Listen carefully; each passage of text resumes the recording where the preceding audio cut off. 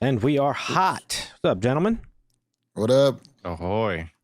Welcome back, everybody, to the Harsh Language Podcast. This here is episode 71. Nice. We are late once again this week, but that's okay, because I think it actually worked out in our favor. We got a lot of stuff to talk about, at least that I want to talk about. I don't know about you guys, but these fucking strike ended, and all of a sudden the fucking heavens opened up.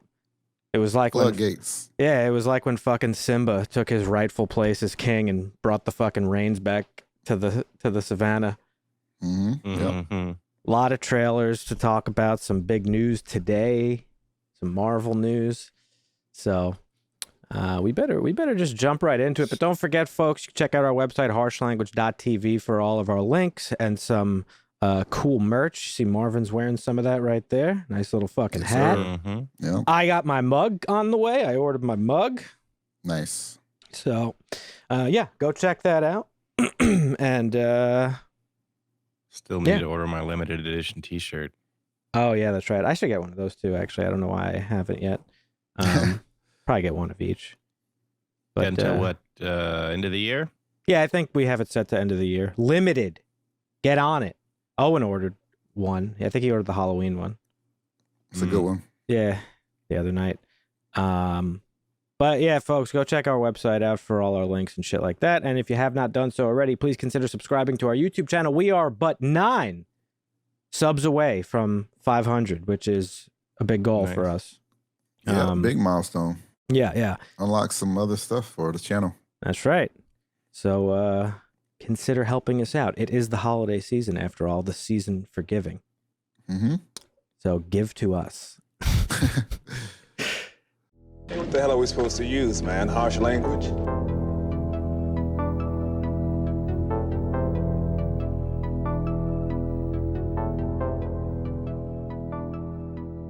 How are you guys doing? How was your weekend? It's pretty good. I didn't get to watch the movie we were reviewing until Sunday morning, Nice. which is cool. Like I said, I like to watch movies when I'm fresh, when I just wake up, fully alert. This is probably a Sunday morning movie for you, I would imagine. Yeah. Yep. We're talking about The Killer today, folks. The latest from Netflix. Big movie. Everybody's talking about it. I watched a lot this week. I actually watched 3 movies in addition to The Killer. Oh, So wow. I watched. Actually, I'm lying. I watched 7 movies in total over the weekend and up until today. A lot of movies. Yeah, I went on a little bit of a binge watch of movies. Sometimes I get in those phases, but I watched. So first, I watched Ghostbusters Afterlife because the trailer dropped a couple of days ago for the sequel, Ghostbusters Frozen Empire, and I'm fucking hyped for it because it looks fucking good. Yeah. It looks like it's continuing in the same vein as Afterlife, sort of the focus being on this new group of Ghostbusters, which looks like Paul Rudd's involved, the mom, the kids, all in New York City this time once again, and the old cast is coming back again, and it seems like they're going to be playing more of a supporting role. So I'm really excited for that movie, but I decided to rewatch Ghostbusters Afterlife, and as you guys know, I've said many times on the show here that is, I think, the gold standard for how to revive not only an old franchise, but like just to do a sequel in general of something beloved. Because that's the common thing nowadays, just to fucking, we're making Indiana Jones 17, even though Harrison Ford is like, in a fucking tube, like a head in a jar or whatever. But he can still get on and off his own horse. Yeah, no, he can. Afterlife did it perfectly. I don't know, Marvin, you haven't seen the original Ghostbusters, right? I feel like we've talked about this plenty of times. Yeah, I haven't seen that or obviously the reboot either. So I think I make Marvin watches in order for Ghostbusters, because that you're missing out on. Like that is a classic if there ever is one. If there ever was a classic. You know what's funny? I got a compliment of how many movies I've seen. And I was talking to one of my friends the other day. He was like, "Oh man, you've seen a lot of shit." I was like, "Yeah, I know, right? I'm like that. Yeah. Feels good, Marvin, right? Yeah. Did you pitch the podcast? Becoming a seasoned veteran. Yeah, I said it's all.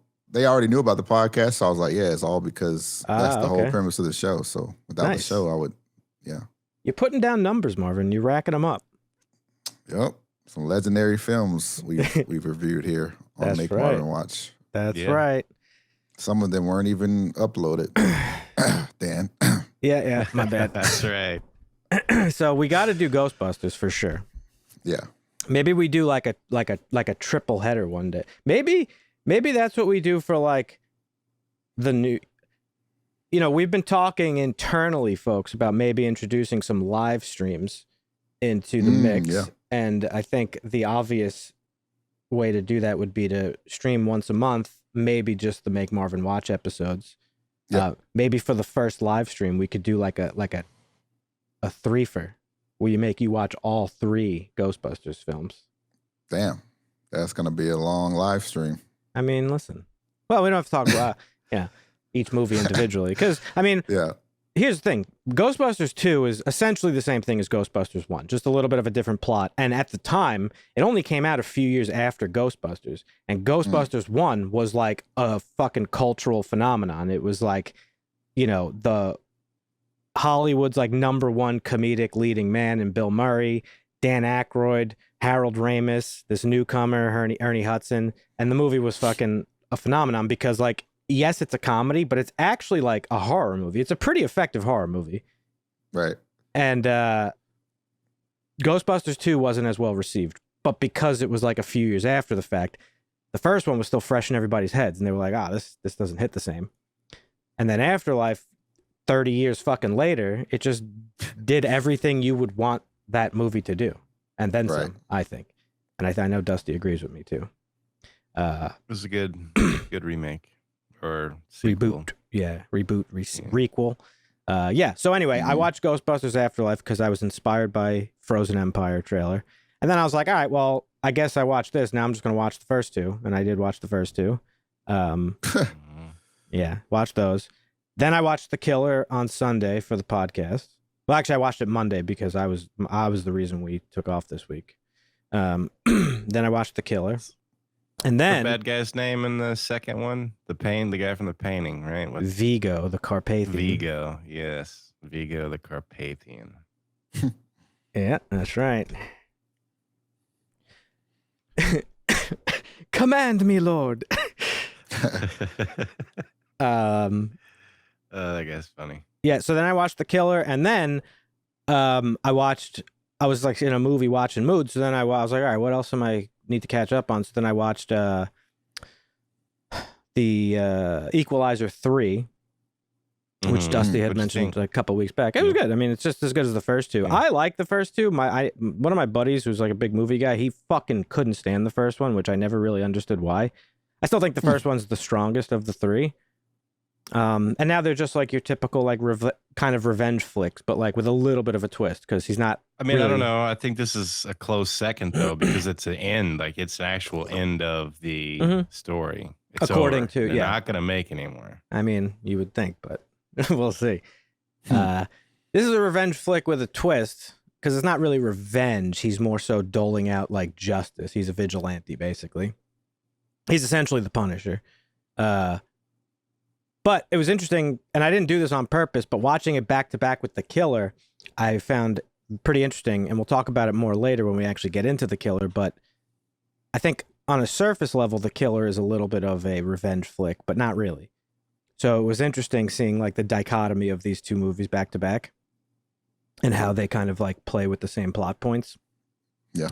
And then I watched The Marvels.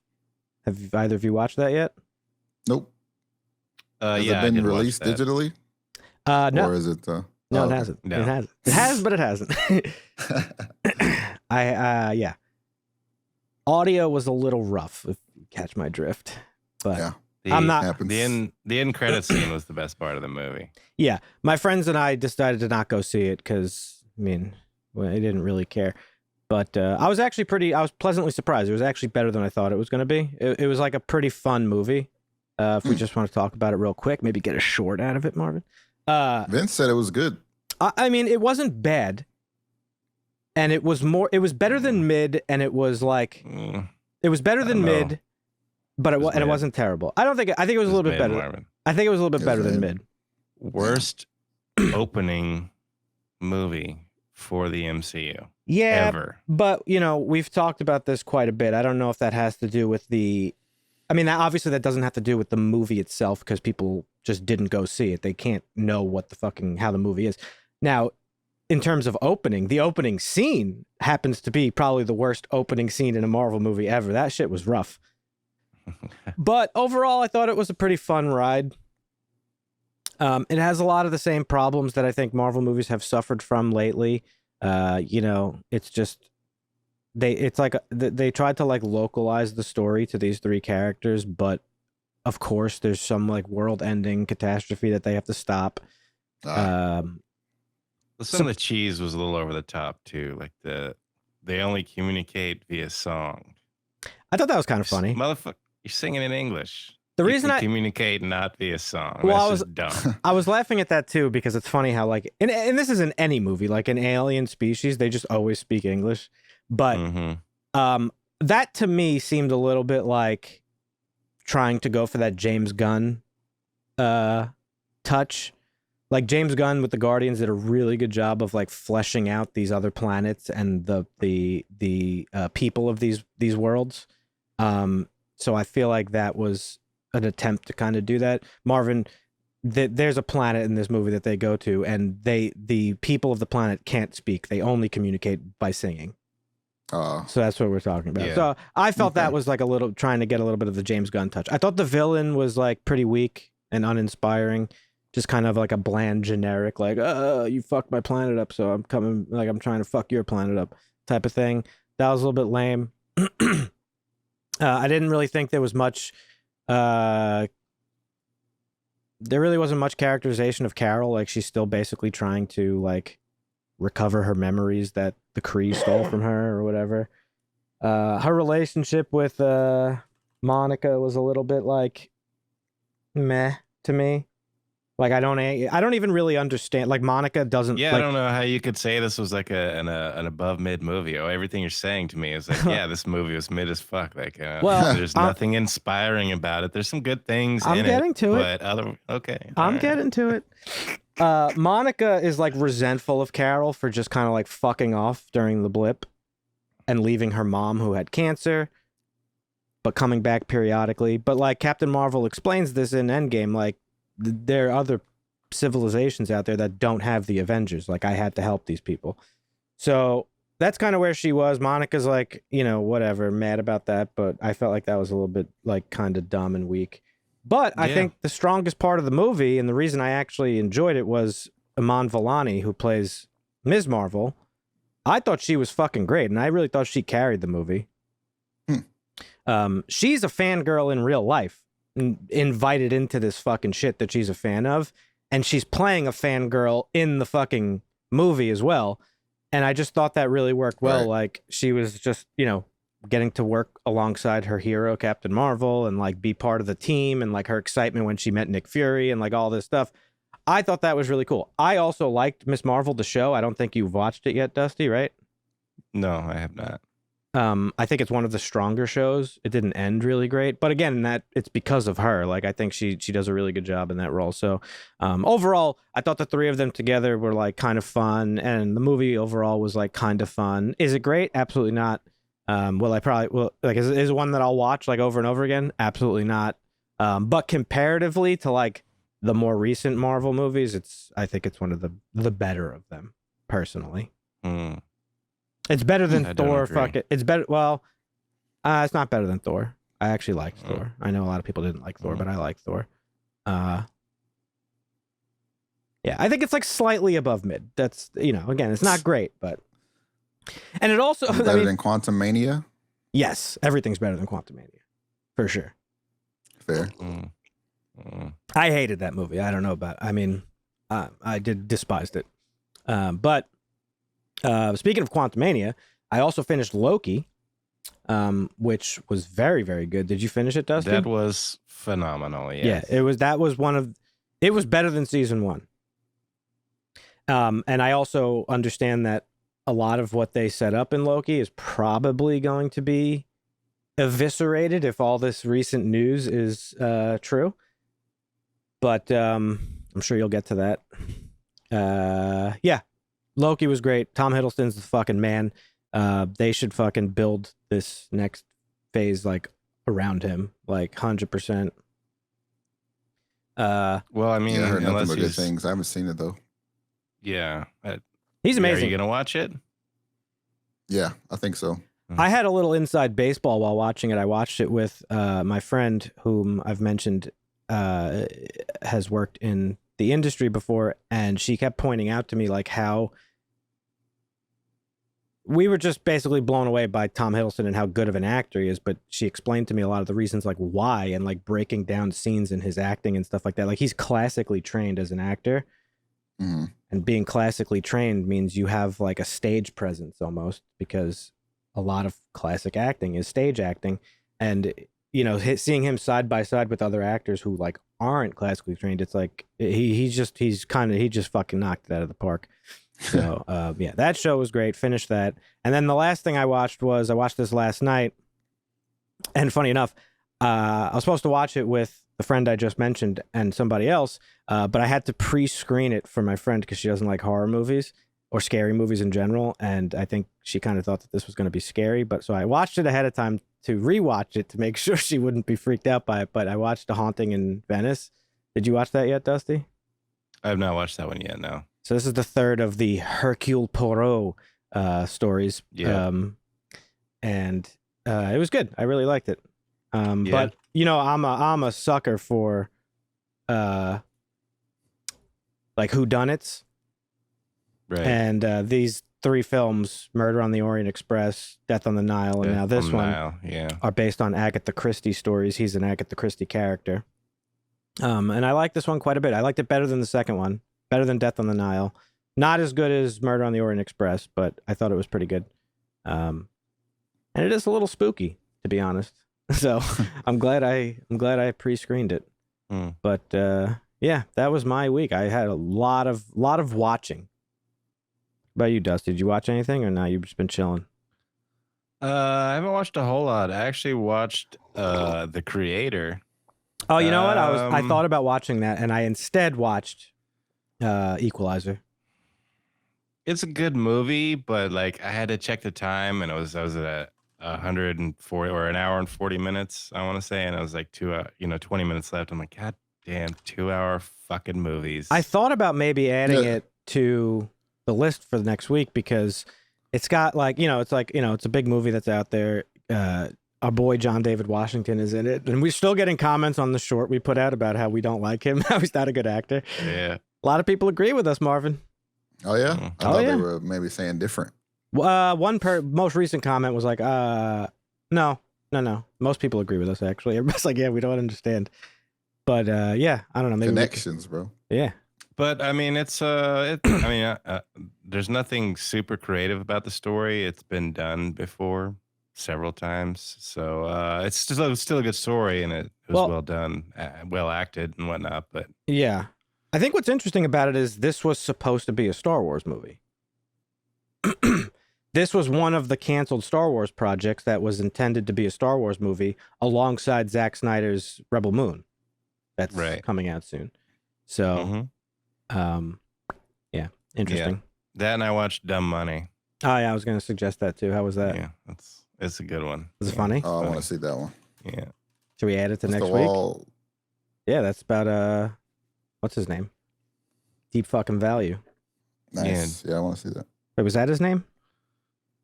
DFE, yeah. Yeah. Or he had 2 names. Well, the other one was something cat. It's had something to do with cats. Yeah, I forget. But yeah, that was a good one too. Lots of good actors in that one. Had some funny stuff. Interesting story to get some of the behind the scenes stuff about it. But yeah, it was a good watch. Nice. I don't think I really watched. Oh, I did. I also started Bass Reeves. Oh yeah, how's that? It's good, interesting so far. Yeah, I was gonna let it pile up a little bit, but I still got to watch the other one that had come out. Yeah. I think there's a new episode out that I haven't watched yet. But oh yeah, you haven't watched the Lioness Special No, I haven't Ops. watched that yet. I'm actually backed up on my shows. I got that. I got Bass Reeves now. I want to watch the season of Invincible. There's that The Boys spinoff, which is supposed to be really good. And I think Gran Turismo is the only other movie that I've watched recently. And this was a rewatch. This is a fucking banger of a movie. Yeah. David Harbour is amazing in it. It's a fucking great movie. Nice. They did right by it. I wasn't sure what I was gonna watch going into it, but it actually really good. Well, it's interesting that it's based on a true story, that they like actually hired video game people to fucking race. Mm-hmm. Yeah. So yeah. All right. Cool. Well, that was his dream though from the game from the get go, is to bring more people into racing with the simulator. Actually? Yeah. Yeah, that's cool. I mean, I guess he did it. So. Yep. Marvin, you didn't watch nothing, you said? Nah, I haven't been watching anything. I was actually almost about to like restart watching The Wire. Damn, you still got X-Files to finish, Marvin. I know, yeah. So I don't know. You're lost, Marvin. What's going on with you? You all right? You need to talk? Nah, I'm good. It's just now that the strike and stuff is over, stuff's gonna start being released that you might have interest in watching. Speaking of, let's get into some of the exciting shit that happened over the last like week and a half, because I'm hyped. So I mentioned Ghostbusters. That was exciting. We got so many fucking trailers that just dropped out of the fucking blue this week. Reacher season 2. Did you guys watch the trailer for that? Oh yeah.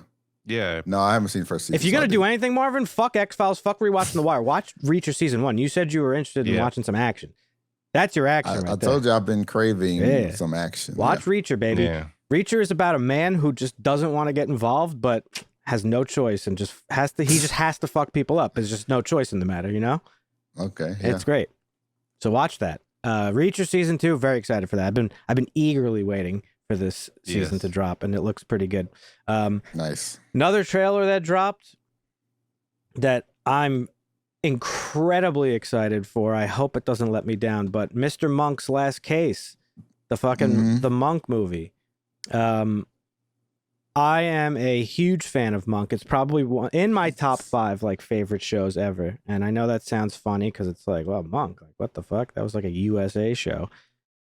Oh, I'm cutting out. Sorry, keep going. But yeah, I mean, one of my favorite shows, and basically have you watched Monk, Dusty? Yes. Like straight through, like you finished it, or you've seen episodes here and there? I mean, I've watched seasons of it. I don't know that I've sat down and watched season 1 to season ending or watched it every week. Like when it was on, I would watch it and I would see seasons of it and miss weeks of it. So okay. Well, how many? There's quite a few seasons in that show. Yeah, 8, 9 maybe. But it's a great show. 30 episode seasons. It's an interesting. Like it flips the whodunit genre like on its head a little bit, because each episode starts out with you witnessing the crime, and the episode is about Monk like figuring it out most of the time, and he's like the world's greatest detective, but with a catch. He is the most OCD, anxiety riddled man on the planet, basically. There's running jokes where he like lists off his fears, and it's like milk, dust, like all sorts of like crazy shit, but it's because of his OCD that makes him such a good detective, because he's got such a insane attention for detail. Right. So I actually really got turned on to this show because it used to be they used to run reruns on TV. And when I first started watching it, I, for the first time in my life, had started dealing with a little bit of anxiety. Now, I've never been like, I've never had like an anxiety disorder where I have like panic attacks or everything like that. I just have like pretty like generalized anxiety, as I'm sure most people do. But when I first started having anxiety, I didn't really know what it was, which gave me more anxiety. And then once I like realized like, oh, I'm probably just like anxious or whatever. watching him actually made me feel better, as stupid as that sounds, because in my head at the time, I was like, well, if this fucking guy could like be such a brilliant fucking detective and have a functional life, I could too. Because I was more anxious about having anxiety. Like, oh no, I'm going to be a person with anxiety. That sucks. But like everybody has a fucking anxiety, right? So to a degree. Yeah. So I think that's what made me like... Sorry, can you restart the Discord thing? It's like, is it lagging for you, Dusty? A little bit, yeah. The stream? Yeah, the stream. Technical difficulties. Yep. My internet might be itching a little bit. I don't know. All good. Is it better now? Yep. Yes. Cool. It's okay right now. So yeah, I just got an attachment to that show, and I ended up loving it. And now we got a movie coming out, Mr. Monk's Last Case, a Monk movie. It follows Monk, a brilliant detective with an obsessive compulsive disorder. He returns to solve one last case involving his stepdaughter Molly, a journalist preparing for her wedding. And they're bringing back literally everybody from the cast, which is awesome. Tony Shalhoub, who's a brilliant actor. You're gonna be getting pretty old. How long ago was this? This was 2000s, right? This is gonna be. Yeah, I don't know when the last season ended. Let's see. 2009 says it ran until. So it's been quite a few years. And it's funny enough, one of my other favorite shows, Scrubs, which was critically acclaimed, both shows were. There's jokes in Scrubs about Monk because both shows kind of ran at the same time. And every year when they were both usually nominated for the same awards, and Monk always won over Scrubs. So Scrubs actually makes jokes about Monk. That's funny. Yeah, but Tony Shalhoub he plays Adrian Monk, and he's fucking brilliant in it. So I'm very excited for this. Nice. And then we got a trailer for The Last Airbender. That one looks pretty good. Does it though? It looked it. So okay, now I know you're a fellow Airbender fan. So is Ed. Shout out to Ed. I'm a little worried about this because I think it looks good in the way that The Witcher looked good. Do you know what I mean? Yep. This is why I hate trailers. Yeah. Well, that's their job, you know? Yep. But so keep in mind, the original creators of The Last Airbender dropped out of this project because they had disagreements with Netflix about the direction of the show. Mm-hmm. And at the time, there were reports that Netflix wanted to take a more mature approach to the content. And it's like, how much more mature do you have to be? Even though it's a kid's show, it deals with pretty fucking mature topics. Yeah. You know, I don't understand. Like, they ain't fucking or anything like that, but like, it still deals with That's literally all they aren't doing. Like, right. Basically. Yeah. There's fucking war. There's war. Like, there's violence. It's about fucking spy shit going on. It's about like all kinds of shit. It's about generational like trauma and responsibility and like, I don't know. It's pretty adult to me. So, I don't know. It looks. They talk about death. They do talk about death a lot, actually. Oh my God. Like Uncle Iroh's fucking song, Little Soldier Boy. Oh my God. Just got choked up even thinking about it. Yeah. That song hits the spot. Yeah. You don't get more mature than that. You just don't. Nope. The last, and the animated series is good, but the last live action was. Oh, that was the one. I'm not. It was terrible. Yeah, that was one M. Night Shyamalan I'm not expecting much. Yeah, I'm not expecting much. I saw on TikTok a side by side of scenes from. Basically, somebody recut the trailer for that Netflix showed with like scenes from the cartoon, and it's like visually very accurate. Oh, okay. And that's good. And visually it looks good. Whether like listen, if they just do the fucking show the way it was with just real people, fine. I'm sold. I'll watch that shit. That would be perfect. Yeah. But so I don't know. We'll see what happens. I mean, Well, that's how they're doing the that One Piece show, which was the anime, the live adaptation of that on Netflix. They're just doing the same shit from what I saw. I didn't watch all of it actually. But yeah, I mean, just do the shit. I don't understand. Yeah. So I don't know. We'll see. It looks good visually. I'll watch it, obviously. But approaching with caution. Yeah, for sure. Let's just say. I'll definitely turn it off if it's whack. Yeah, I mean, listen, I got too much shit to watch to be fucking thugging it out for something that I'm not enjoying. That's right. But yeah, those were all the things that I was excited to talk about. A couple trailers dropped. Dusty, what do you got for us this week? You're not excited about the What If season 2 trailer? No, I didn't even watch the trailer. Didn't know it dropped, actually. No. I didn't. Yeah, it did come out. Yeah. Honestly, I didn't really like this first season. Like, it was okay, but most of the episodes were like goofy as fuck, personally. So Yeah, they're releasing this one. This comes out December 22nd with one episode releasing every day until December 30th, so you don't have to wait yeah, a month or two to watch. It's not one a week, it's one a day. So Oh, probably Our grind boy- through pretty quick. our boy And the Ryan. Rebel Moon there. trailer Yeah, also came out. Yep. Zack Snyder's Star Oh. Wars movie. I watched that.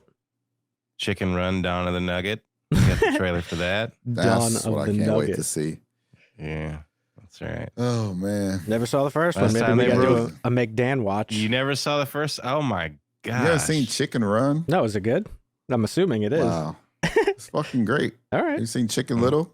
Get it. Probably.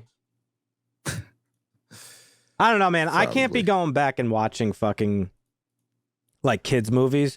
I don't think at my age because we've probably talked about it on the show, but I have recently, as an adult man, watched Shrek for the first time. I thought it was boring as fuck, and I know people love that shit. What? Shrek, like, Shrek is amazing. yeah, bro. Shrek, like, defined your entire generation, Marvin, like your age group. It's so good. Yeah, I just didn't. It was okay. Like, I didn't. Shrek 1 and Shrek 2. I didn't It's hate great. it. I was just like, all right, whatever. I've also recently watched the Harry Potter series. Again, it was good. Just didn't really do it for me, but I'm older. So, like, Yeah. I didn't, I you know. mean, we did talk about like as an adult, do these things Yeah. age well, or like revisiting older things that were meant for teens. I don't think And they do if you age. if you have a It just nostalgia depends, I for it. guess. If you have a nostalgia for it, that's when they work, you know? Yeah, Which is Yeah. why we're both sitting here worried about The Last Airbender. We have a nostalgia for it. Mhm. I didn't watch that when I was a kid, but I mean, I You did. know. Okay. yeah. So I don't know. It just depends. Like, Basically. again, I didn't hate Shrek. I didn't hate Harry Potter. I enjoyed Harry Potter. It's just like doesn't hit the same for me because I didn't grow up with the shit, you know? Yeah. Same way as if when you eventually watch Lord of the Rings, Marvin, you'd probably be like, wow, this movie's great, but like, not quite maybe hitting not. for me. So No, we're I'm not just going to kidding. do a Rebel Moon review? Oh, yeah, of course we will. Okay. Well, that one comes out December 22nd. Chicken Run is, I think, December 15th. Those are both Netflix. Yeah, don't you worry. Oh, nice. I'm always Netflix prepared. got some Yeah. good stuff coming. Yeah. Then we That's got those price Godzilla raises. -1. Yeah. That's They those gotta pay Godzilla for that prices. shit -1 somehow. looks really good. Coming out Godzilla December -1. That's we got a Apple. second trailer for that. No, that's coming out in theaters. Oh, no, I'm thinking of the Monsters show on yeah, Apple. Monsters. Yeah. This is not tied to the lore of the Monster verse. This is a separate Godzilla movie. Yeah. And it looks Hmm. amazing. It does look So- very good. Yeah, I'm excited for that. Yeah. But anywho, that's really all the trailer stuff I guess I was going to talk about. So yeah, I guess 118 days we made it. The SAG after strike is technically over. Right. What was the After a resolution? unanimous vote, after a unanimous vote of the negotiating committee ended the strike on November 8th, 86%, I think, of the national board approved the negotiated deal on November 10th. They still have to ratify it. That started, I think, on the 14th. So it was yesterday for us, for every member to vote. And that vote goes until early December. So it won't be official or ratified. However, the unanimous negotiating committee voting to end the strike means everybody can go back to work. The strike is over pending them signing the deal. If something falls through on the deal, obviously they could go back on strike. But it looks like with them unanimously voting to end the strike and then 86% of the national board approving it, it's probably a done deal, and we're in the clear for another 3 years or so. So All right. And surprisingly, I wanted it to go for like 5 years just to see what would happen. right. did you see the well, maybe it's in your news. I'll wait. Go ahead.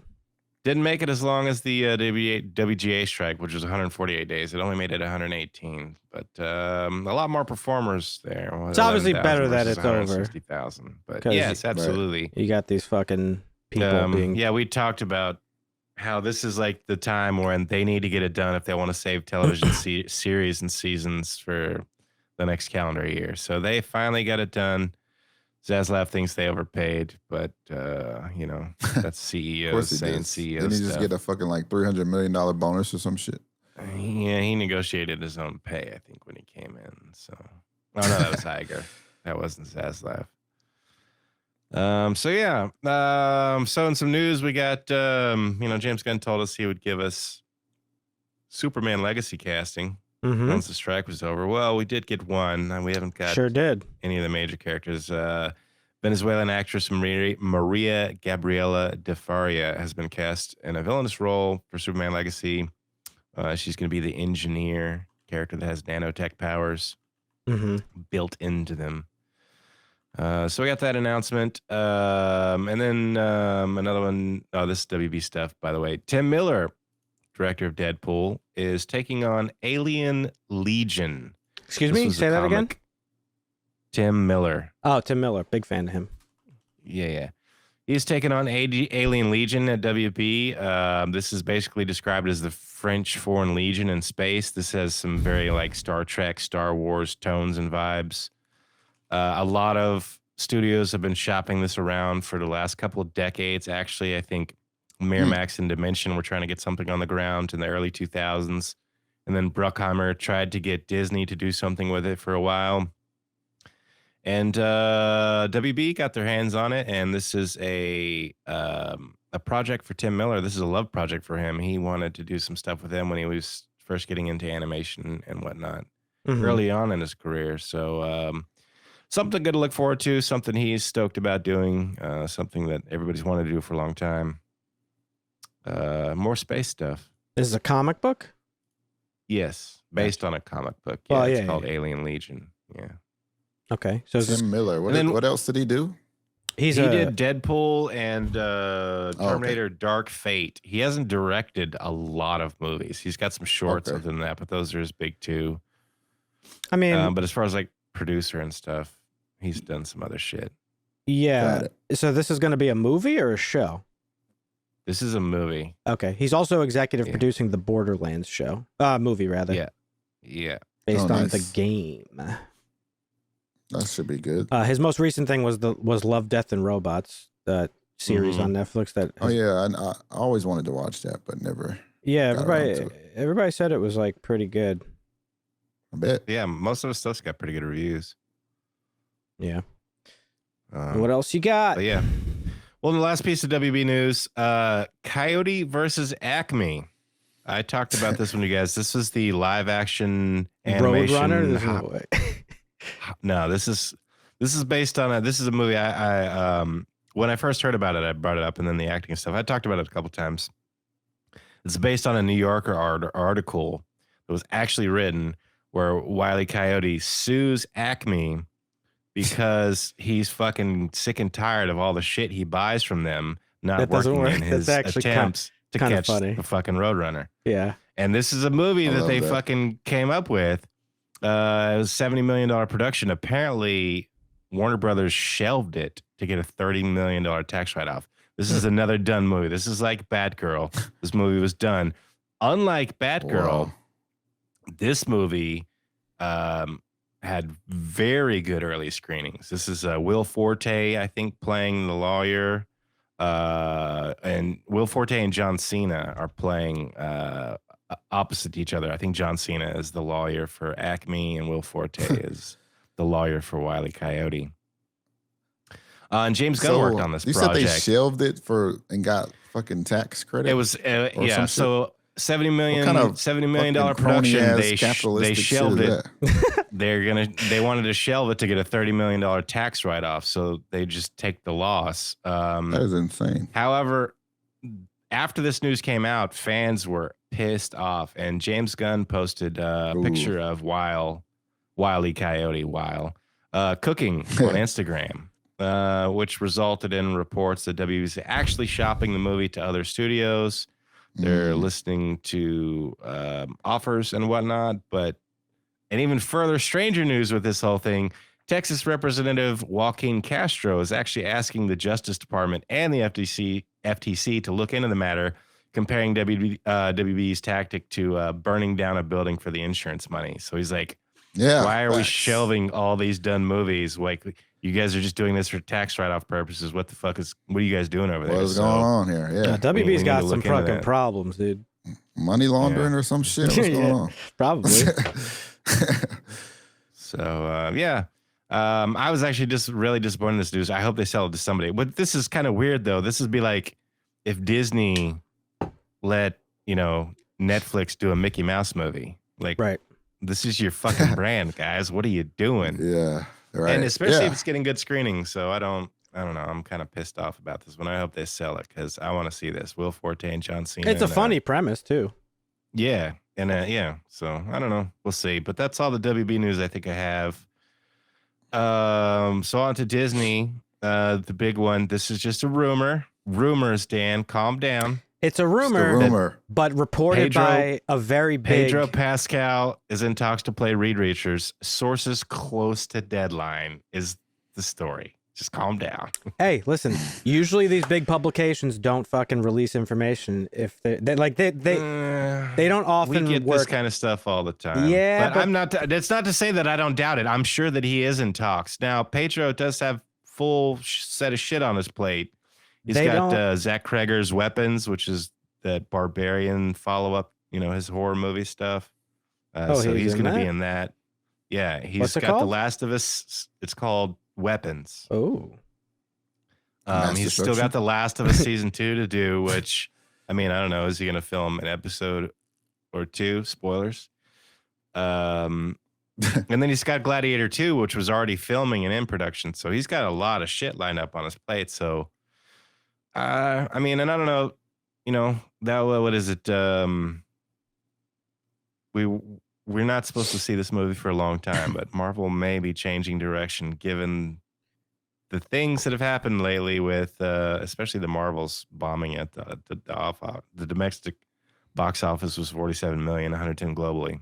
It was the worst ever launch for them. And it was ever. Yes, it was projected to open to like 70 million, which was also weak, but it did way worse. So, right. Yeah, no, that was a bomb. I have two things to say about Five Nights at Freddy's did pretty good, I'm pretty sure. Yeah, that's a Zoomer game, though. The Zoomers are going to come out for that shit. Yeah. I have two things to say about this Pedro Pascal shit. First of all, whether it's true or not, who could say, but I'm just saying big publications like that generally don't report on rumors. That's the first thing. Second thing is, I hope it's not true because I think that is the laziest, most uninspired casting I've ever heard of in my life. Okay? I love Pedro Pascal. You guys know that. I think he's a great actor. But if that is the case, it's very obvious that Marvel is just trying to bring in like the hot guy right now. Right. And that's it. Feels like that's what they've been trying to do. And also, lately. I don't think it would bode very well for them for the future of the franchise because, as you just said, he's a busy guy. He doesn't strike me as the type who's going to fucking involve himself in something that demands like a decade of his time. Yeah, he's not going to sign on for 4 movies and a couple appearances in a TV show. Right. He's not going to do that. That's what the actors were doing when Phase 1 and 2 first started. They were like, "Yeah, I'll sign on for 6 fucking movies. That's a lot of fucking money for me." But they've all vocalized like, "Yes, it was a great time in my life, and it's changed my life and my family's lives forever." But it was a lot, and I don't know that I would ever do that again. I don't want to keep doing it. I don't necessarily regret doing it, but I don't want to keep. I mean, Chris Evans vocalized it. Robert Downey Jr. did. Chris Hemsworth did. Dave Bautista did. Like, they've all pretty much echoed the same thing. Like, yeah, it's a big commitment. So I don't know if he's really the right guy. Plus, I mean, everybody online's talking about like, oh, I don't see him as Reed Richards. That's besides the point. The guy's a fucking great actor. He could play whatever role you give him. But uninspired it is. I would rather see a more no-name actor, maybe in the same way David Cornsweet is cast as Superman, a lesser-known person to fill the role, rather than audiences being like, oh, that's Pedro Pascal playing Reed Richards. Like, I don't know. It takes too long, Dan. They want to get started now so they can make money. Well, I don't know if it's a matter. They don't care about. They're in emergency mode, I think, because now they have it's like back to back to back to back box office failures, pretty much. they're in WB mode almost. And they don't know. I don't releases. Yeah, and you got they're fucking firing staff members of Daredevil. They're postponing things. They're fucking shuffling up scripts and this, that, and the other thing. They're talking about bringing back the original Avengers cast. Like they don't even really. They don't know what to do. I think they're in shambles. They're about to change the whole fucking villain of the phase. No, That's ridiculous. they are. Yeah, they might. Well, they might have to, or if they're. I mean, if we don't know what's going on with the court case until it's over, but you know, Jonathan Majors, yes, but that's two may issues. Be recast, or they may just fucking axe the story and say Phase 6 was a failure. That's two issues. That's two separate issues that they could solve with one stone. Jonathan Majors has his legal issues going on, so like that's up in the air. You can't commit to an actor who may not be around to be in your shit in a big role. That's the first thing. Second thing, right. Kang just might not be it. As I said, I think last I don't give a episode. fuck about Kang. I mean, the premise is cool character. though. Like he's interesting. Go ahead. Him being like, so the Kang that's gonna be the main villain. This is the one that is like the greatest Kang of all the other Kangs, right? Basically, and all that, right? Okay. I mean, so the premise is cool, but no, Kang is a cool character. He's not a heavy hitter. I mean, I don't know. He is a heavy I hitter. didn't know much about Thanos either, but they introduced him way better. That's my point. So I was talking to Ed about this, who's a diehard comic book fan. Kang is a very interesting character, but he doesn't have any fucking outside of comic books. Nobody knows who fucking Kang is. Nobody knows. Nobody knew who Thanos was. To what you just to speak on what you just said. Like outside of comic books, people Thanos. Who the fuck is Thanos? But the movies fucking built him up effectively to the point where they brought him in. You were like, oh shit. Like me and Dusty and Ed, like we knew, oh shit, Thanos is down the road, but general audiences, like they had to learn that shit and they did it effectively. They haven't done it effectively with Kang. Matter of fact, anytime he's appeared or one of his variants has appeared, it's been goofy as fuck because personally, I don't think Jonathan Majors is that good of an actor, to be quite honest with you. He's really not. And he honestly wasn't. This is slander. No, he's not. I'm just saying. He is. Watch Loki season 2, Marvin. You tell me he's a good actor. Yeah, okay. Dude, Vince is going to be outside your house for that one. Vince's? Yeah. I think he's hit or miss. I think he's done some really good stuff, but and I like some of his Kane choices, but his Victor Timely shit was whack, yo. That was the nerd guy or whatever. That's like the nerdy voice or whatever the fuck you want to call it. Yeah, I'm gonna be honest. The stutter. The only thing I've seen him in that was pretty good was Lovecraft Country. I love Lovecraft Country. Yeah. No, that shit was good. Ed has said that he wasn't that good in Creed 3. I still haven't seen it, so I can't speak on that. But I do not care for him as Kang, and I do not care for him in Loki. So, listen. He was good in The Harder They Fall. I haven't seen that either. Oh, that was a great one. That was like the Western, right? Yeah, Netflix. Yeah. But that's honestly all I've really seen him in outside of, that's all I've seen him in actually. Lovecraft and The Harder They Fall. So. Yeah. Here's the thing. Right, maybe. Listen, you know how often we say like, hey, maybe it's not the actor's fault. It's the direction, the writing. Problem is that Loki was really fucking good. And everybody else in Loki was really good, except for him. He was like, when he finally got to like pause point and they had that conversation, I was like, man, I don't really feel compelled that like, I got the feeling like you're saying, like, he doesn't feel like it just might not be the role for him. Because there were times when I think, contrary to what you think Quantumania was total trash. I thought Kang was good in Quantumania. I liked Majors in Quantumania. I thought he was better in Quantumania than he was in Loki. Even in Quantumania, though, he's not much of a threat. They take him out with ants, dude. Like he ain't fucking the big bad like Thanos. Thanos fucking came in, blinked half the universe out of existence, and then went to fucking live on a farm. You might take him out and he pops back up because no, I understand. Kang. Listen, as comic book fans, we know this, but they are not effectively presenting him in that way. Sure. Yeah, no, that's true. And given the other circumstances of the legality and all this shit, if they have to pivot, they got somebody to step up to the plate who, as I said, I think last time, is probably the Joker of Marvel, and that's Dr. Doom. He is like Marvel's biggest villain it's probably like him and Magneto that are like neck and neck. Yeah. Dr. Doom, that's a household name. Exactly. Marvin don't know shit It about is. Kang, but he knows about Dr. Doom. I can't hear again. Hold on. Yeah. I can't hear Apocalypse again. is up there. Someone's gonna. Uh-oh, Marvin's lagging.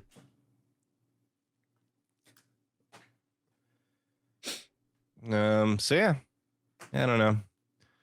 But speaking of Kang, I guess we'll stay on the Give him same. give him a minute to fix his shit.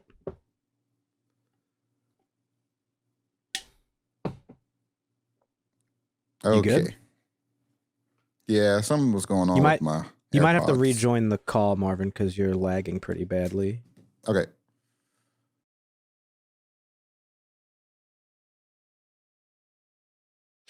Mm-mm-mm-mm. All right. What about now? Yeah, perfect. Much Nice. better. So Yeah, you know, when Windows switches audio, it's like Yeah. everything. Yeah. It's the worst thing that Fucks it could up. Yeah. possibly happen for The some fuck- reason. the fucking lights in the neighborhood go out. Fuck. He's So- tinkering again. Yep. So just to sum it up, you know, Marvel's in emergency mode, and they got to figure the shit out quick because, I mean, you know, same as WB, they're investing a lot of money into this shit, and like it's really had no payoff at this point in time. I think they need to go the way the first couple phases was like built on the back of Tony Stark and Robert Downey Jr. They need to find that character again, and they haven't Yeah. really done that. Well, yeah, and then there's talk amongst the podcasters and blogospheres that maybe Marvel Disney will just abandon Phase 6 and be like, yeah, we fucked up. We're rebooting. We're trying to get to Fantastic Four and X-Men as fast as we can. I'd be fine with that. Do it, And yeah. Good sorry about choice. it. You know, Kang Dynasty may not even happen. I think Barstool was saying that shit on their podcast. I was like, God, man, that's a take. I mean, listen, I don't know, but it's plausible, I guess. they I still mean, Daniel, what is it? Destin Daniel Cretton. He's no longer directing that movie. He stepped down to focus on his other Marvel projects, which was Shang-Chi and they still have Mm. they still have heavy hitters. They have Spider-Man. They have Spider-Man. They've got the Fantastic Four. They've got fucking X-Men. Blade. They don't have Spider-Man. Well, you know what I mean. They Yeah, Blade. they got Blade. Blade's not really a heavy hitter. I mean, What? Yeah, he is. Are you kidding me? Not Everybody knows Blade. yeah, but not like. No, you don't. No, you don't know. I love Blade, Marvin. That's not what I'm saying. I'm saying, listen. Again, we talked about this months and months and months ago, probably over a year ago. They clearly were trying to go in different. They wanted like 4 separate parts of the MCU: the space-based stuff, the fucking Earth-based stuff, the mystical, magical fucking demon stuff, and the multiversal stuff. Okay, and that's clearly not working. They put out a movie, The Eternals.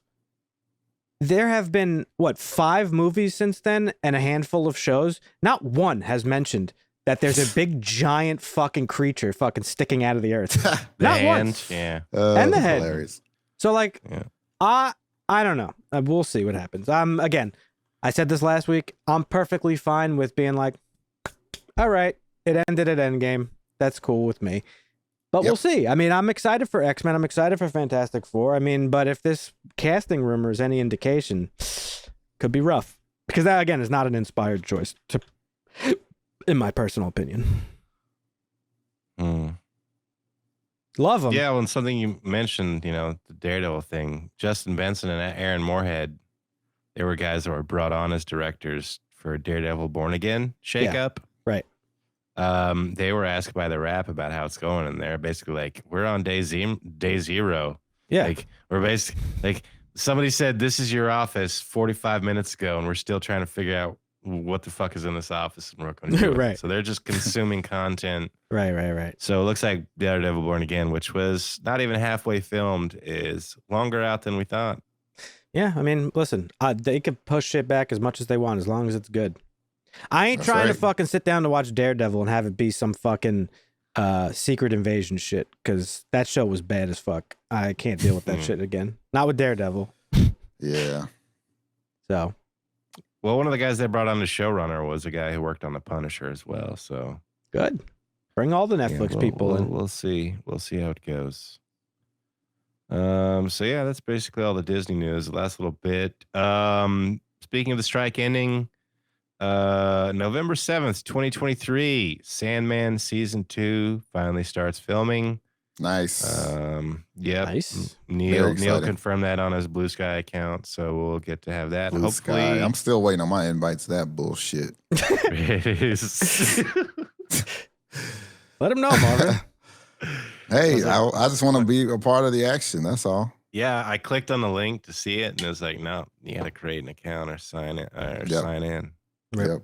We should try to make a harsh language account, maybe with like almost 500 subs. We'll get an invite. You think that'll help? Maybe so. Yeah. And I guess that's just about it, except for the last piece of news here. Segue news, unless you got anything else you want to talk about, Dan. No, I was just going to say, pretty surprising that apparently Superman Legacy has maintained its release date even through the strikes and stuff like that. Yeah, it's surprising. Well, I mean, he wrote it basically before the writer's strike started, right? Or did he write it after? I think he was in the process of writing it like during. Like he finished the bones of the script. I'm pretty sure the script was done, but then obviously you go in and refine it and shit like that. So I don't know. Yeah. Mm-hmm. But yeah, anyhow, that's all right. exciting. Well, The Killer. Mm-hmm.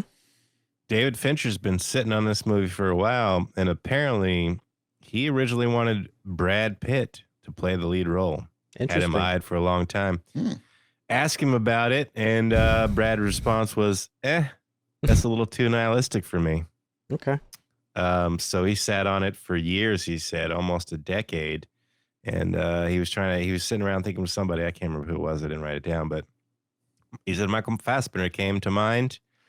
And he's kind of been on a hiatus since X-Men Dark Phoenix. He hasn't really done anything. You know, he's doing the racing thing.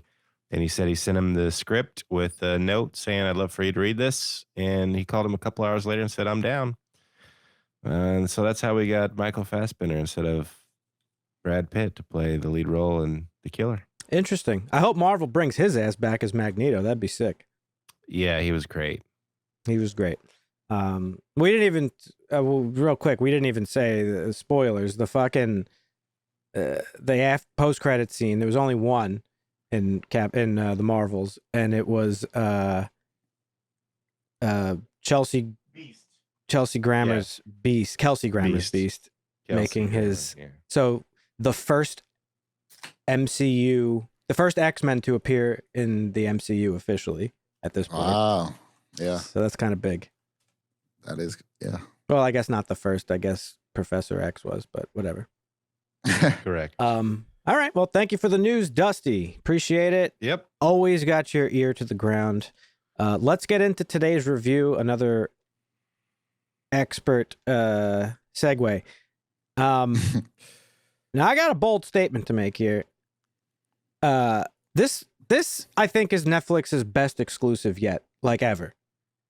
I know that's incredibly subjective, and there's really no way to quantify that, but it's at least the best that I've seen in terms of like Netflix originals. I need to see a list because pull up that list while we're talking. But yeah, I will. So this is The Killer, the latest from David Fincher. It's based off of a graphic novel of the same name. I believe it's a French graphic novel series called The Killer. And wait, The Irishman was a Netflix original? Yeah. That's why he's so salty about Marvel, because he had to get funding from Netflix. What about They Clone Tyrone? I don't think that's a Netflix exclusive, is it? Yeah, isn't it? Oh, Dusty's internet's dying. What? No, it shouldn't be. You're back now. You were lagging for a bit. They Clone Tyrone is also original. Okay, so it is pretty close. I think this is a better movie, but They Clone Tyrone is Extraction. Very, very good. Really good movie. Bird Box. Bright. None of them come close. You have to understand, this is a movie. This is a master of his craft at like the height of his fucking powers. Hustle was really good though. Yeah, David Fincher has one speed, and that is putting out bangers. Like there's no in between. There's no movie that he's done that is like, that was okay. Like he's one of the greatest filmmakers of all time, and this is like no different than that. So I just think this is it's got to be Netflix's best movie. How he ended up working through Netflix, I don't know, but good for them because this movie's fucking phenomenal. So yeah, David Fincher. This was a little bit of like bringing the band back together for him too. We got a lot of people he's collaborated with in the past back on this one. We've got I'm gonna butcher this name, but Eric Messerschmidt, which is he was the cinematographer on this movie, and he's collaborated with David Fincher in the past on Mank and Gone Girl, and also the Netflix series Mindhunter that David Fincher did. So. He also has done Fargo, Legion, which is one of Dusty's favorite shows, Raised by Wolves as well. So he's back here. We got his one of the executive producers is David Fincher's wife, Cian Chafin, and she's worked with him on she and her fellow producers were nominated for Best Picture with The Curious Case of Benjamin Button, Social Network, Mank. So she's collaborating in this one again, and bringing back Trent Reznor to do the score once again. And I fucking hate Trent either Reznor. Love him or you hate him. I do not like Nine Inch Nails. I fucking hate Nine Inch Nails, but his scores are very good. They have this haunting appeal to them, and I think it worked perfectly in this movie. So yeah, a lot of people coming back into the mix. Which is pretty cool to see. But this is about a unnamed, skillful professional assassin credited as the killer, as the title suggests. And the movie starts out with him staking out a hotel in Paris. And the beginning of the movie goes through this really long, like, inner monologue. It's not really a narration. It's more of like his thoughts. And he's talking about like how talking about attention to detail and like just the craft itself, like the craft of the kill and like all this stuff. And this whole like 10-15 minute scene ends with him fucking missing his shot, and he fucking misses his target. And that is what basically snowballs the plot of this movie. And essentially the client that we meet later in the film is allegedly perturbed at this botched assassination, and there is a attempt on the killer's life at his secret base in where the fuck was it? Dominican Republic. Yeah. And his girlfriend is seemingly tortured in this little altercation, and that causes the killer to basically just seek out and fucking kill everyone involved with that. It's a tried and true storyline. It's been done a million times. Whether or not it's done right is the question, because there's some bangers in this fucking genre. Kill Bill, John Wick, The Professional, Wanted, American Assassin. But that's why I said it was very interesting earlier watching this back to back with The Equalizer. And I think I would have had the same effect watching any revenge flick, because on its surface, this is a revenge flick, but it's really not. Because what he's doing is motivated by more than that. Like, for instance, in John Wick, like, it is straight up like, yo, you killed my dog, you're all fucking dead. And that's funny. Right. Like, that's a funny premise for a revenge flick. Another movie that kind of took that premise and flipped Jason it. Bourne, I don't remember anything, and they're still trying to kill me. Like, you're just fucking with me. I'm coming after you. So please stop. Right. Is Jason Bourne's thing. This is different. This is like more like survival, because he knows the game. He knows how the game is played. Like, these motherfuckers are going to keep coming after me. I got to fucking take them out. Yep. So I actually found that in comparison to other movies like this pretty interesting. And the reason that I think this movie is a standout is because there's not really a lot of like traditional dialogue in the film. There is a little bit, but it's mostly this inner monologue of the killer, played by Michael Fassbender, of his inner thoughts. And he repeats a lot of the same stuff throughout the course of the movie. And it's him, like, basically, by the end, you realize it's him kind of basically just internal thoughts telling himself what to do. trying to keep himself sort of straight and not deviate, you know? And I think don't deviate is like one of the things he says, like stick to the plan. Don't deviate, stick to the plan. Yeah. Show no empathy. Show no empathy. Kind of like when you're walking out of the house, do I got my phone? Do I got my keys? Do I got my wallet? Lock the door. The other thing that I noticed with this movie, comparing it to other revenge flicks, is that this movie, I thought, did a really, really good job at humanizing the victims that he was killing. Movies like John Wick, The Equalizer 3 that I had watched right after this, a lot of the other ones that you mentioned, the people that the main character is killing are just like NPCs in a video game. Yeah, because they're killing so many of them. It's hard. That's one thing I really liked about this one. It felt more believable in a way. Yeah. Like it's just not like a horde of enemies that they're killing. It's certain people for a particular reason. Yep, a very particular reason. Well, I mean, Quentin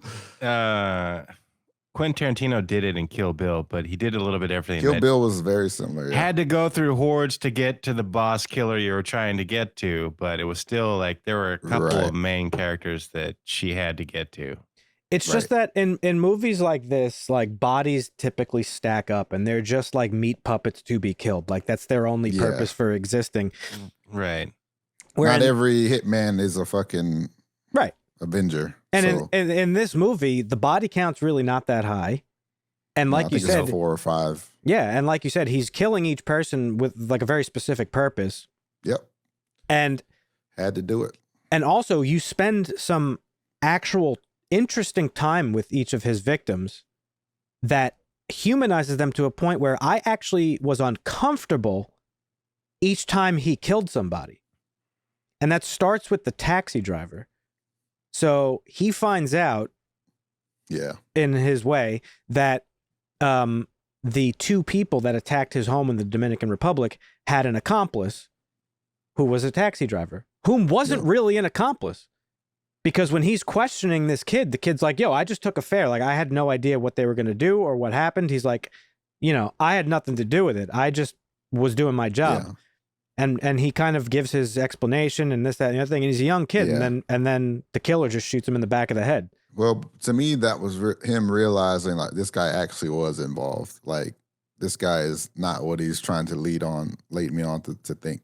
Well, you think so. You don't know who is a part of this hitman fucking whatever. Right. And that's the complexity of the character of like having to constantly, don't trust anybody. That's another one of his like mantras. Don't trust anyone. But the interesting thing about his character and the character arc that he has throughout the film is that by the end, you realize that this is a guy who is no longer has his head in the game, right? Or he's no longer interested in doing the job of being an assassin. Right. And that comes full circle because while you think in the beginning that his botched hit attempt is just like, oh, I fucked up. A guy like him doesn't fuck up. But can't. A guy like him doesn't fuck up. He's doing fucking yoga and listening to he's like very meticulous. He's very fucking like he's in the fucking zone. A guy like him just does not and cannot fuck up, but he did. Why? Well, we find out by the end of the movie it's because, at least clear to me, that he no longer wants to do this job. His head is not in the game. And that's why we keep hearing the mantra of don't trust anybody. Don't, keep your head on the target, whatever, all that stuff, because he's trying to keep himself motivated to do what he's doing, which I think he is not motivated anymore. I'm not familiar with the comic books and the graphic novel. And I know that there's more stories to it than this one. I think this is based on the first book called The Client, I think. But it seems to me like this is a character who no longer is really fully committed to the job, which then caused him to fuck up, right? Yeah, I can see that. If you're half-heartedly working a job, whether it be retail or whatever the fuck, like make a mistake. Yeah, your head's not in it. You don't give a fuck. You're just not going to be a good employee, and I think that's what kind of where we see him in this movie. So to speak on what you said is like you saw him killing the taxi driver as like, can I really trust him? I think that's part of it. Yeah. But I just really liked how like personally I I didn't take it that way. I just saw it as he was, because he's pretty cold-blooded in that scene. That's like probably the most merciless killing he does in the movie. And slowly but surely, as each victim falls to him, he's questioning whether or not there's more of the movie raises more of a question as to whether he's going to kill the person at all. You get next you get the fucking Floridian fucking beefcake guy with the pit bull. Yep. And that one, he kind of has no choice but to kill him because the guy was going to kill him instead. They have like this fucking straight up brawl, and that's just a matter of survival at that point. Yep. Followed by Tilda Swinton, who is another assassin. And she has this really long conversation with him, which I think is the crux of the whole story and the whole character arc that he goes through. And that's the story of the hunter and the bear. Yeah. She tells him. Yeah, she even brought it out. When she was talking about what, everybody has a number where they're like, yeah, we'll just, I'll kill some people and I'll get out. But yeah, at what point do you stop thinking about that and you just start thinking about the next contract? She didn't say it in those words, but yeah, she definitely delved into his psyche with that one. And that's the turning point in the movie, I think, and the turning point of his character arc where he realizes like, oh wait, I'm actually not into this anymore. I don't think he knew it initially until that conversation, because she's saying like, the hunter and the bear story is basically like saying this hunter kept going out to kill a bear. Each time he brings back a bigger and bigger weapon to kill the bear, but every time the bear evades him and fucks him in the ass, apparently. And, and at one point the bear says like, or I forget how it ends, but like it's essentially saying that you're not even in this for the hunt. Yeah, you're in it for like being fucked in the ass, apparently. Yeah. So I think that really, it illuminated him and like, oh wait, yeah, no, I'm like, what am I doing this for? And, then he kills her too. And like, another like pretty cold-blooded self-defense killing. It was self-defense in the end, but like, I think she gave him enough of a chance to like spare her. Whether that would have worked out for him or not, I don't know. But again, another character, like I kind of like felt for her a little bit. And, she's one that I really didn't think. None of these motherfuckers. No, not even.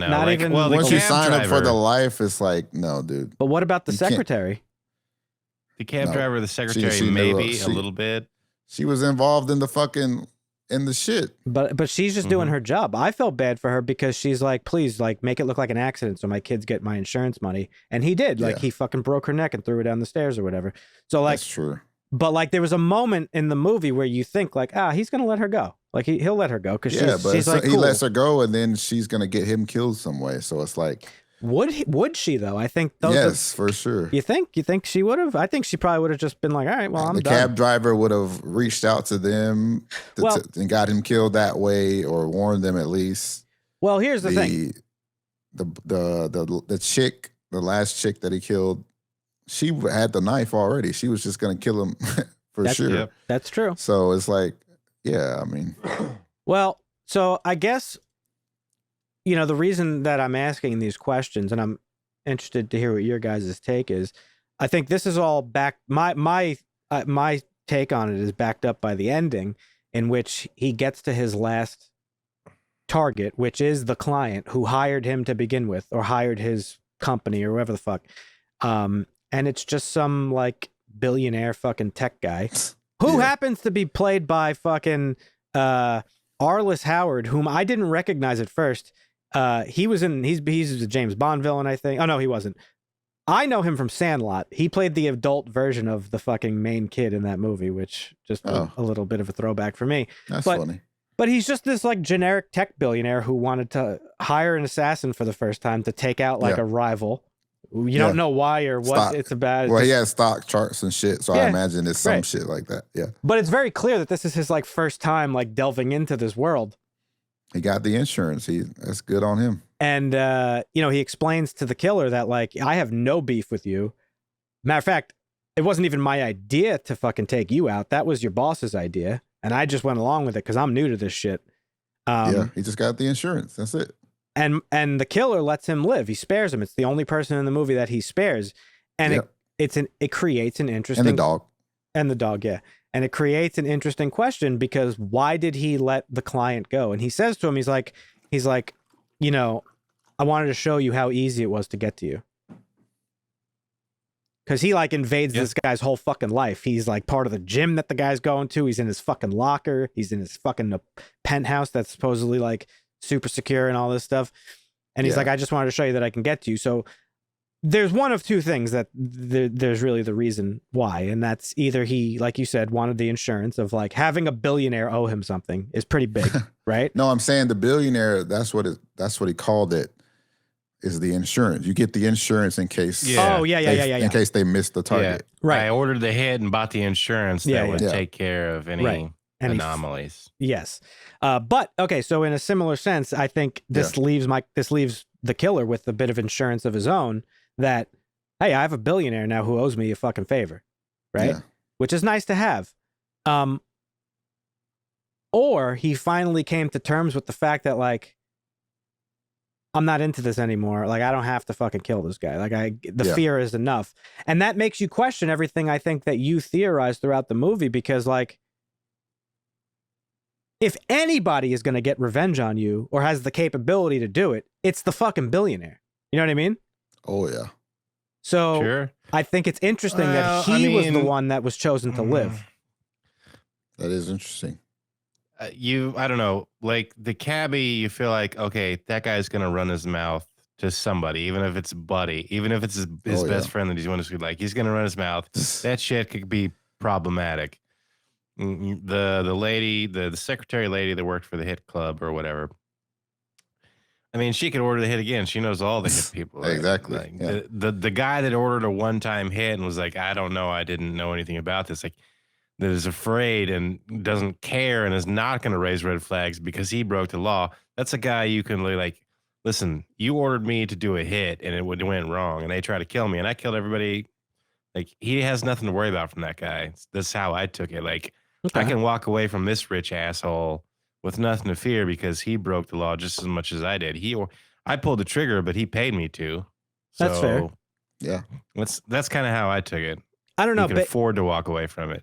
Based on the expert, Tilda Swinton's character, the bear and the hunter joke, I think combined with this, I think that really sold me on the fact that his dedication was called into question, even though he is like this super meticulous person in performing his job. You know, he missed his target. And then, you know, I think that the hesitance in killing Claiborne, which is the client at the end, is likely to do that he just doesn't want to do this job anymore. But I guess I could see how it would go either way. You know. Yeah. I mean, with nobody else. Risk. Yeah, Dusty's right. I don't think he knew for sure if he was going to kill him or not until you don't think so? He asked him, do you have a problem with me? That's true. He did kind of feel that way.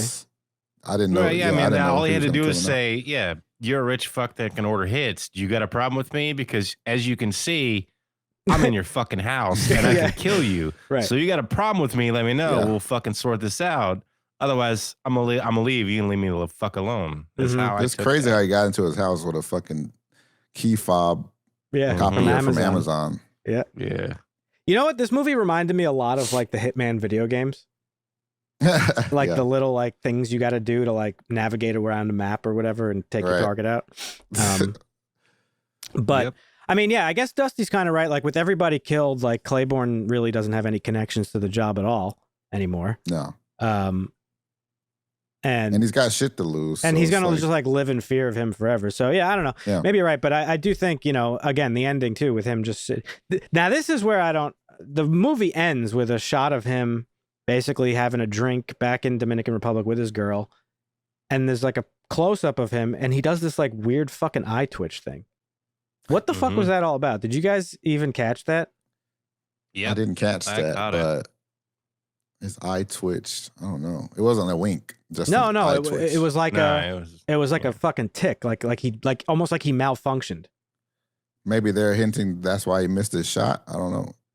Honestly, I don't know. I didn't really look into it that much, but I don't know if it was something to do with the fact that like you're supposed to be led to believe that he's this like super committed, like meticulous fucking dude, but maybe he's just a fucking sociopath because you probably like you're probably a sociopath if you're a hitman, like if that's your job. Yeah. And so I don't really know what that was all about. Yeah, I don't know. I missed that, but it could have some deeper meaning. Yeah. But I also really liked the fact that all his aliases were 70s sitcom characters. I don't know if you guys noticed that. I didn't. No, I didn't. His playlist was fire, though. It was 80s music, right? It was all one band. The Smiths. Oh, was it? Yeah. Oh, it was all the Smiths. Okay. Yeah. But I like that his he used like I think he used what names did he use? He used George Jefferson. I did see George Jefferson. Yeah. I think he used Archie Bunker. He used Sam Malone from Cheers. Which again, I don't know if it's just like a funny nod to like because I think the graphic novel actually takes place in the 70s. And these are all characters from 70s sitcoms. So I don't know if it was just a little nod to that or if it's just more of a question as to whether or not he is as meticulous as he thinks he is. Because he sees himself as like this expert, right? And when you first introduced him, he's explaining to you like why he is an expert and a master of his craft. And then he misses. So it immediately brings what he's saying into question. So either this is a little bit nod to the 70s or it's just another expression of he's not as meticulous as he thinks he is because he's using all these aliases that are just like names from sitcoms that are in the cultural zeitgeist. Everybody fucking knows who George Jefferson is. Everybody knows who Sam Malone is, Archie Bunker. Like, so I don't know. I think well, not everybody. I mean, it might take a pretty clever person or an old FBI dog to put that shit together. But well, there's a couple of times some kid in his 20s on the case of a murder that gets a couple of names is not going to put together George Jefferson, Sam Malone. There is a couple of times though, once or twice when he's dealing with like a car rental person. And they say, because they always say his name. They're like, all right, enjoy your trip, Sam Malone. Enjoy your trip, Mr. Jefferson. Like, there's the one or two times where the person, like, kind of, like, questions it for a second. And then the scene just ends, so you don't really get any, like, resolution. But it's like, did they actually catch on to it? So, I don't know. I think a lot of the movie just really is, like, that cat and mouse game between, like, him thinking he is, like, this fucking super fucking expert, when in reality, maybe he's not quite. Or he's just not quite as into it as he once was, so he's taking it less seriously, fucking up more, leaving more bread trails than he would have in the past. I don't know. That's kind of when you're in that life. There's also the paranoia of, are they catching on to me? So you kind of have to like get some of that overacting from some of those characters to get into his psychosis of like, are they on to me? Do I need to kill this motherfucker? Are they catching on? I'm a fucking killer. What I'm trying to get away here. Right. I also just looked up the eye twitch because again, I didn't read anything about it, but this says the eye twitch at the end of the film leaves the audience with the impression that the killer will start letting his guard down, allowing himself to operate less robotically and behave more like an ordinary person. So I could see that. So it kind of is like a glitch, like a robotic thing of like, the Terminator shutting down. Because he is very much like a Terminator in this movie. Like he's very like just straight and fucking narrow. But yeah, overall, I mean, I thought this was a phenomenal movie. It's like a David Fincher movie through and through. Again, a lot of his old colleagues came back to help him out. I thought Michael Fassbender was fucking phenomenal. Like, you mentioned, he was so good. Brad Pitt might have been up for the role. I couldn't picture anybody else than Michael Fassbender at this point. Well, and I'm glad he's back too because like I said, he hadn't done anything since X-Men 4 or 5 years ago. And to carry a movie just with like a narration like that, an inner monologue is, I mean, again, we've talked about it before. It's not easy to do. You know, look at whatever movie we watched a couple weeks ago, No One Will Save You, that had no dialogue. Yeah. It takes a really fucking strong movie to pull that off. Now, this had dialogue, but it was a different kind of dialogue. Yeah, and internal dialogue is difficult. Like that's one of the reasons why Dune is so hard as a movie is because in the book you get that it's internal dialogue. It's hard to do that in a movie. Right. And to be honest, I thought that the for the little screen time that they had, I thought all the supporting actors were like really, really good too. Especially Tilda Swinton. I think she was obviously like the standout. But I also really liked Arliss Howard as the client at the end, Claiborne. Like he was like very believable. It's just like I did something that was like way over my head. Like I didn't know what I was getting involved in, type of thing, you know. So yeah, I liked all those roles. I thought they were all very believable. And then also Dolores, played by Kerry O'Malley, like she was very believable. It's like, wow, I'm gonna die, nothing I can do about it, and like this is how somebody would behave who's in that situation. Well, then you get the cab driver who's trying to talk his way out, thinking maybe he can live. Like you get the whole rainbow of the lawyers is like, no, you're not gonna do this. You know who you're about to fucking. Yeah. Yeah. And it was funny, you know, he got killed by 9-inch nails. Like, that is actually a funny thing. I didn't actually make that connection. That was a pretty brutal death, right? He's fucking pop, that pop, was pop. fucking brutal, yeah. I mean, he intended for him to live, actually. But he missed. But again, that's what I'm saying. A sign that he's fucking up. He's fucking up. That's what I'm saying. So he is. There's either one of two scenarios. He's either no longer head in the game because he's disinterested in the job. Maybe because he fell in love. Clearly, right? Love will fuck you up. Yeah, happens in sports all the time. Second fucking a player gets married, they fucking start playing bad. Distracts you. So he's either just not as meticulous as he thinks he is, which I don't think is the case because he's clearly somebody who's assigned to like high profile targets, right? I do think it's just the whole movie builds you up to the understanding that like he's not into this job anymore. It's causing himself to fuck up. He recognizes that, which is why he keeps internalizing those mantras of like, don't trust anybody, keep your eye on the target, like whatever, all the stuff he's saying to keep himself in the game. And then by the end, he realizes like, nah, this ain't for me anymore. Well, and he tells you that, like you see his progress, like you see the cab driver, he kills him. So you're like, all right, this guy might kill anybody. And the secretary, he kills her. He does it the way she wants, breaks her neck, throws her down the stairs, but he still kills her. So when he gets to Tilda Swinton, she's nice. You know, the two assassins, clean break. You know, you're like, okay, you kill these things. And when he gets to the last guy, the client, he actually tells you in his monologue, he's like, this is going to, you know, I know how this is going to go down when I see the look on his face when he figures it out or whatever. Mm-hmm. So you have this change in him of like, okay, everybody's got to die, clean up after yourself. But now that I'm here, I don't know what's going to happen until I see this guy's eyes and see like when he realizes who I am and what I'm about to do, that's when I'll know whether or not what I'm going to do. So it was a fascinating turn or twist that you didn't really expect because I was expecting everybody to die. You know, you expected, you thinking it's going to be a revenge film and then turns out it's actually not. Yeah. So, yeah, I mean, all that to say, I really, really, really enjoyed this movie. I thought it was amazing. Yeah. You guys enjoyed it, I'm assuming. Yep. Mm-hmm. I'm actually reading some comments here. Yeah? Someone said, to those wondering why he did not kill the rich guy in the end, he was caught by the CCTV when he stepped into the elevator and when he enters the garage. The final clue is the gym scene, which shows that there's actually a headshot of him recorded with the timestamp. Probably. You know what? I would suspect that if we were to go back. I remember he looked up at the camera and he was like, oh shit. And then kind of looked back down. I'm now remembering he got caught on quite a few CCTVs throughout the movie. Yeah. So again, he didn't care about that because his whole thing was just kind of being super normal looking dude. True. But I think that also plays into the theory that like he's just fucking up. Yeah. Like his attention to detail is becoming less and less, and he's making excuses for it. Like, all right, I got caught on the camera, but that's fine. I want to come off as normal. You know what I mean? Yeah. So, and he fell asleep at the beginning of the movie. So fell asleep many times. He fell asleep in the car when he was staking out the Floridian guy. I think he fell asleep in the car again when he was staking out Tilda Swinton's house. So, but that's part of the job. He tells you in the opening monologue. Yeah, you know, he's for like, sure. You can't do boring if you can't break the fucking mundane shit that is boring. Right. This isn't for you. Right. Well, it's funny that he fell asleep after saying that, though, because you would think he wouldn't. Yeah, for sure.